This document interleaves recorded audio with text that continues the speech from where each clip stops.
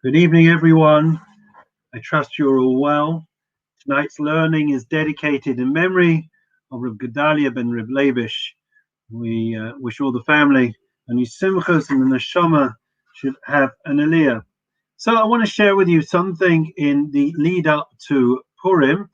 Obviously, next Thursday is Purim, so we're not going to have an opportunity to meet, and certainly you will not want to meet me next Thursday night. So I thought we would start to share something about what is Purim really all about? What is it, one of the lessons that we're meant to take away? The story we're all familiar with, or are we? What exactly is going on a deeper level behind the scenes? So if I was to ask you what the story is, you'd say that there was this guy, the baddie, Haman, the villain, and there was Mordechai, who was, of course, the hero. And with Esther, they managed to thwart the conspiracy, the plot, and eventually they were victorious. Well, yeah, that's certainly true. But perhaps we can look at it on a slightly deeper level. So let's make a start. So I want to share with you a medrash which relates to the decree. I want to focus on the decree. So Haman made a decree, and the decree was signed by Achashverosh, and that through that decree, that final solution, it became a matter of time until the Jewish people, at least they were deeply concerned that they were going to be wiped out. That was the concern. So the Medrash says that the Jewish people at the time took this decree very, very seriously. And there was a commotion in heaven. The Medrash says that the Medrash on Esther Rabbah says, why did God Almighty allow the decree of Haman to be passed? Now, if there's one question that everyone always asks every rabbi over the last 70 years, it's where was God during the Holocaust? How could God facilitate, enable, the Nazis to carry out their dastardly plot? Well, I guess in a way that's the similar type of question, but of course, it's slightly different that we are dealing with in the Medrash Rabbah. So Haman's decree was allowed to be passed. The Medrash says 18,500 Jews went to the party of Achashverosh. We know that he made an elaborate banquet, and illicit things were happening at that banquet. The Satan spoke badly about the Jews at that time, and as a consequence, he made a very strong case that the Jews were guilty of something. We'll see exactly what in a minute at this banquet. And as a result, God acquiesced. Haman's decree was sealed, and they brought the scroll. The Satan brought the scroll in front of God to sign the decree. And just when God's about to sign the decree, which means that's it, it's absolute, Elijah, this is the way the Medrash says, he runs in and he runs to the forefathers. Who are the forefathers? To the others, to Abraham, Yitzchak, and Yaakov. And he says, wake up, wake up. Do you not know what's going on with your children downstairs? They're breaking the Torah and nothing can be done. They're going to be wiped out. What is the reaction of Abraham, Isaac, and Jacob? The answer is nothing. They throw their hands up in despair. They say, look, the facts are what they are. We can't change it. They're guilty. They went to this feast. They acted inappropriately, and they have been tried and sealed by the Almighty. That's it. Elijah doesn't give up. Elijah, we know from the Seder night, brings the redemption, and he runs to Moses, and he tells him what's going on downstairs with the decree by Haman. And Moshe's response is different to Abraham, Isaac, and Jacob. He says, is there any good Jew? Is there any good Jew down below on earth? Any good Jew that we can work with? And Elijah says, yes, there's somebody called Mordechai. Moshe says to Elijah, go and tell Mordechai about the gravity of the decree, that he should daven. I'll daven from here, he'll daven from there, and together we will overturn this decree. Friends, a baffling medrash, if ever there was one, cryptic. It's completely veiled in mystique, and we have to try and unpackage and unravel in the few minutes that we have. We always say every week, it's meant to be a burst of inspiration, and therefore, despite the depth, we're trying to really plumb the depths every week with very mystical ideas. We'll try and keep it short. Okay, so basically the story so far, there's a decree that as a result of the way the Jews behaved at the banquet of Ahasuerus, the Almighty was called by Satan to judge the Jews on the basis of the facts in front of him, and he did so, and the decree was passed that they were guilty and they were going to be wiped out. Elijah Hanavi doesn't give up, and he eventually finds Moshe, and Moshe, he begs him to help the Jewish people from on high. Moshe said, is there anyone down there to work with? He says, yes, there's a Mordechai. And Moshe says, Mordechai should pray down below, I will pray above, and together we will be able to thwart this decree. So let me share with you an idea that comes from the writings of Rav Moshe Chaim Luzzatto. Rav Moshe Chaim Luzzatto, the Ramchal, a deep thinker, and perhaps many of his ideas at the time were revolutionary, so much so that his works were banned, and they wanted to kick out of most of Europe because he was seen as such a radical and revolutionary. In fact, he was one of the greatest thinkers and philosophers and Jews that ever lived in Europe. Anyways, so understand what's going on. Let's take a step back. If ever I want to appreciate light, I have to look at the contrast, and I have to look at it in relation to darkness. So therefore, if I want to understand, if I want to appreciate the potential and place that we Jews are meant to have in this world, the best place to always look is at our enemies. You know, it's like the story. Remember that joke? You must remember it, about the Jew who's always reading the non-Jewish anti-Semitic newspapers. Every day he sits there reading, smiling the non-Jewish newspapers. So they said to him, "My high, what's with you? Why do you choose to read that rubbish, that venom that they spew from their mouths, the propaganda, the blame, the scapegoats, all about the Jews? Why don't you read a Jewish newspaper?" He says, if I read a Jewish newspaper, everything's terrible. Everything's terrible with the Jewish world, with the world at large. When I read a non-Jewish newspaper, apparently with the Jews, everything's great. We're running the world. We're the superpower. We're controlling everything. We're wealthy. We're successful. We're accomplished. So I'd rather hear some good news. So therefore, I read what the non-Jews have to say about the Jews. So if we want to understand who we are, the best way is to look at it from somebody else's vantage point. Let's have a look at it from the vantage point of none other than one of the great non-Jewish prophets, Bilam. And he said about the Jews to Balak, King Balak, when he was going to curse them, he said that the Jewish people dwell alone. Yesh am levadad yishkon. There's one nation, and they are dwelling alone. They're in perfect solitude and isolation. They're not counted amongst the other nations of the world. What did he mean by this? What type of reflection is it that we are a nation that dwells alone? Well, the Jewish people, what he meant was, were in a perfected state when they lived separate. That doesn't mean that they are completely isolated from the world, but what Bilam meant was that to be a light to the nations, that light will only spread when we are able to strengthen that light, when we are able to come together, the various elements of the light, each of us, if we imagine, are a spark of the divine. That's what we are. A divine spark is inside each and every one of us. And the idea is, we're chelek Elokai mimal, the Hebrew, and therefore the idea is that those sparks coming together create an exceptionally bright light.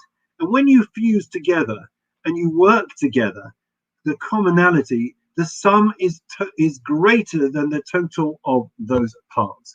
And therefore, what God was telling us through the prophet Bilam, is that if the Jewish people really want to have their proper place in the world, if we want to be a light to the nations of the world, then there is a need for some degree for us to have that separateness, that ability to insulate ourselves and ensure that we fortify ourselves to act in a godly fashion. It says, Ki mitzion teitzei Torah udvashem Yerushalayim. The divine light comes when we are together in Zion, or when we are together as a nation.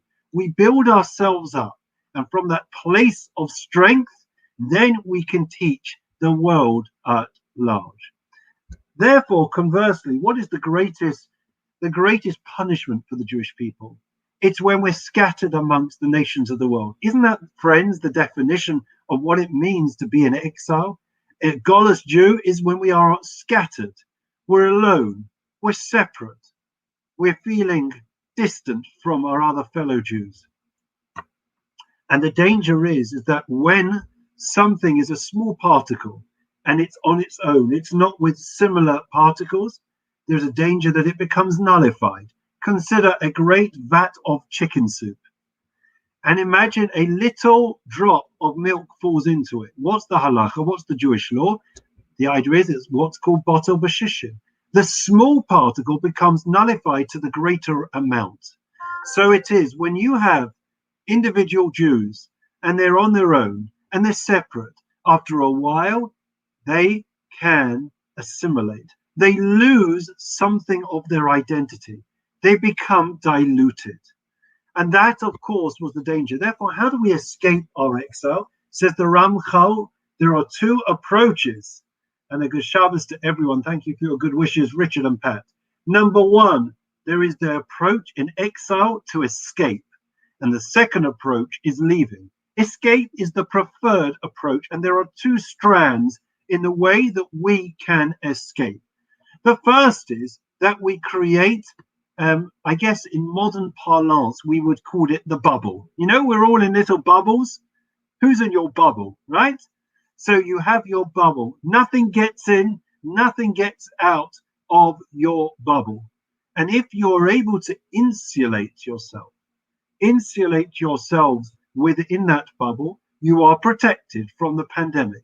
So it is, as Jews, we are meant to cocoon ourselves to a degree from the outside world, so that the values that we have, we are able to hold dear close to ourselves, and we don't become adversely affected, diluted, weakened by the foreign influences and culture that is around us. Now, that doesn't mean that we have to live in completely isolated. That doesn't mean we have to live in ghettos. But what it does mean is that there is something as strength in numbers. And exile, the danger is that we become completely assimilated and integrated, and we lose ourselves. We know in Russia, millions of Jews became assimilated through a communism. They lost every sense of self.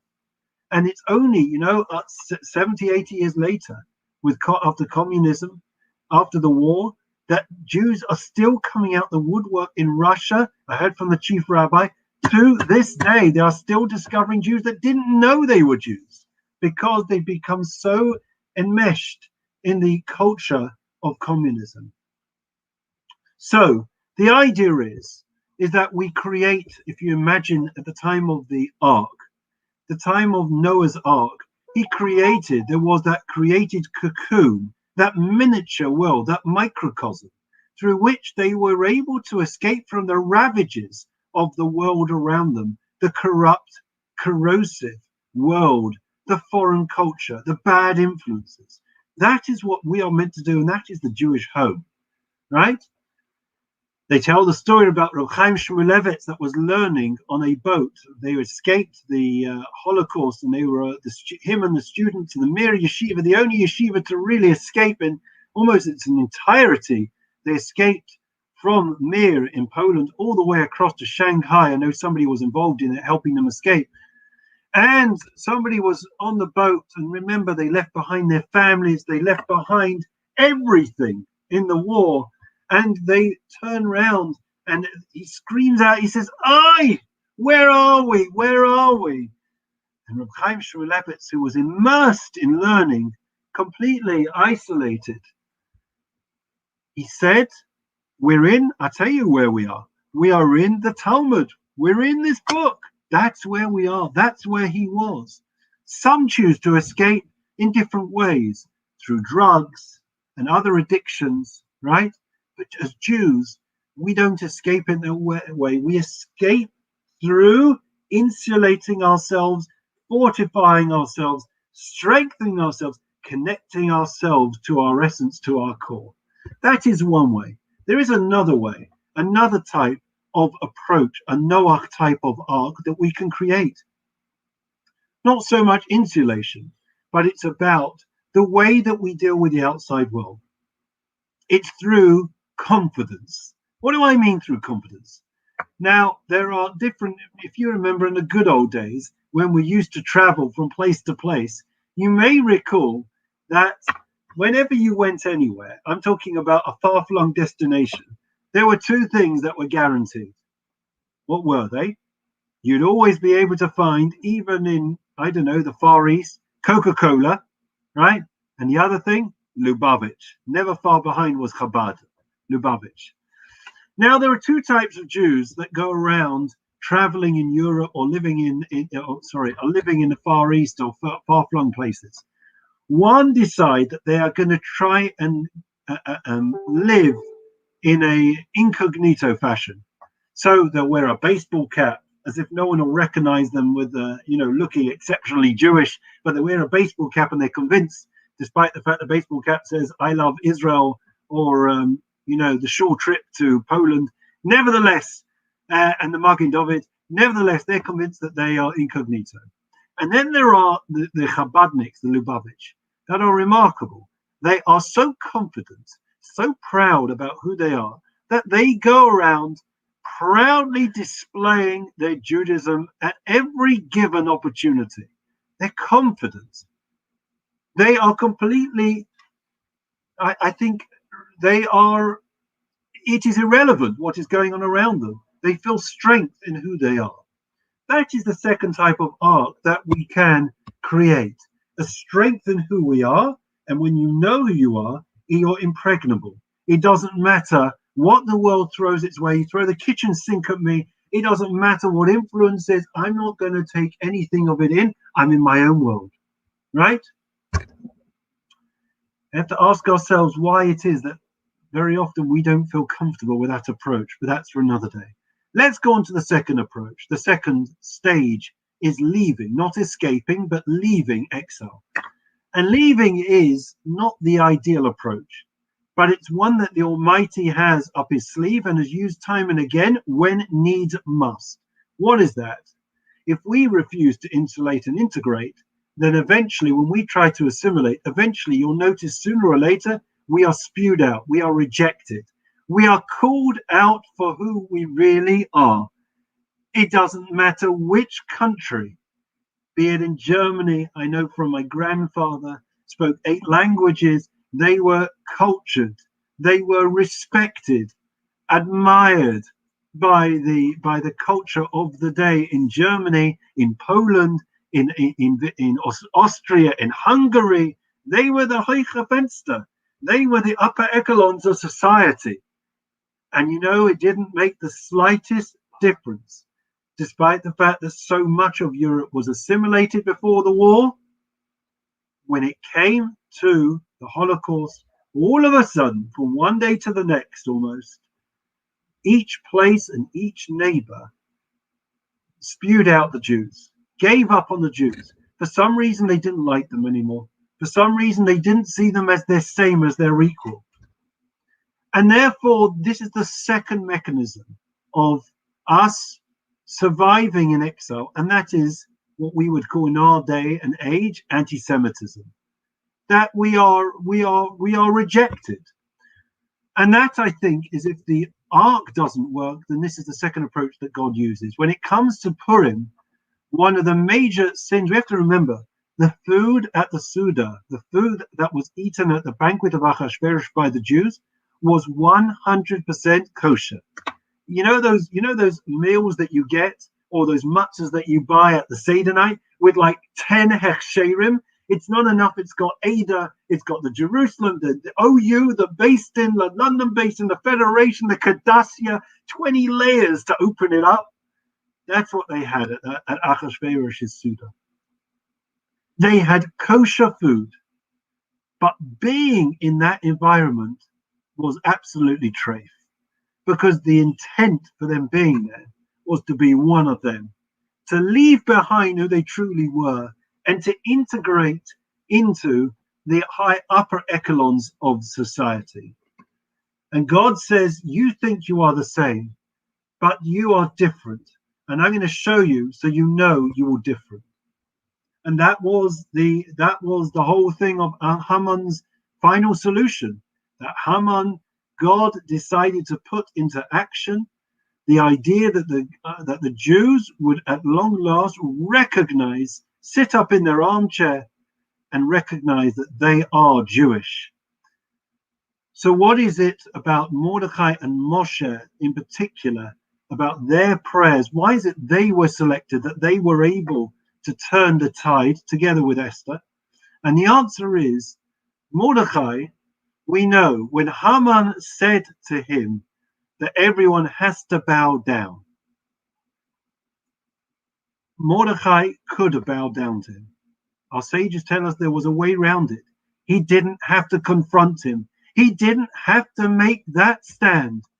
But that's who Mordechai was.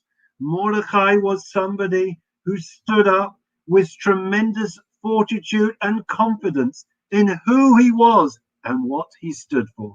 He was prepared to make a stand. He made an ark. He made a cocoon around himself.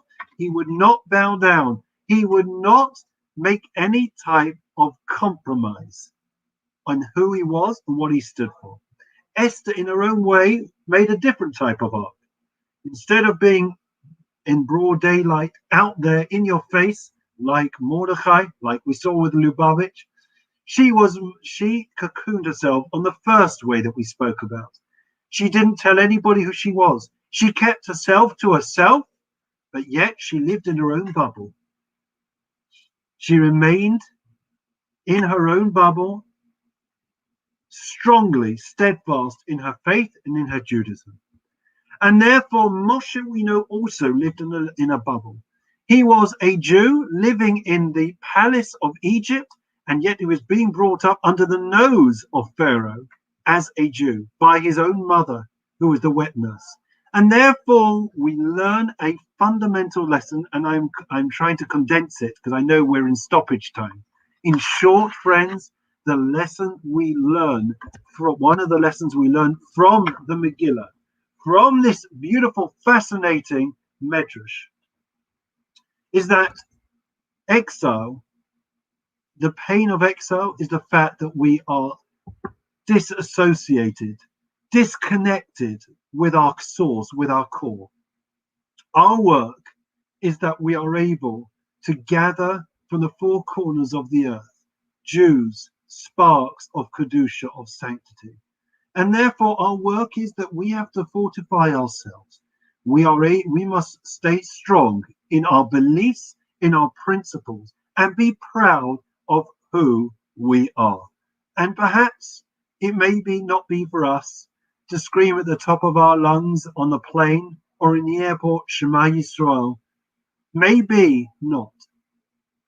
But the other way is for us to be able, in our cocoon, in our bubble, to stay strong, to stay proud of who we are. And in this way, please God, like the story of Haman and Achashverosh and Mordechai and Esther, we will be able to live to see the redemption, the ultimate peace in our time, when we will see the redemption, health, happiness, and end of the pandemic, and only good things for us and for our families and all of Israel. Wishing you a wonderful Freiliche Purim. Keep safe, keep well. Lovely to see you, Stan, Richard, and Pat, and everyone else who are watching. Shabbat Shalom. See you tomorrow, 2 p.m. for Kabbalat Shabbat with David Berman in Israel. Take care. All the very best.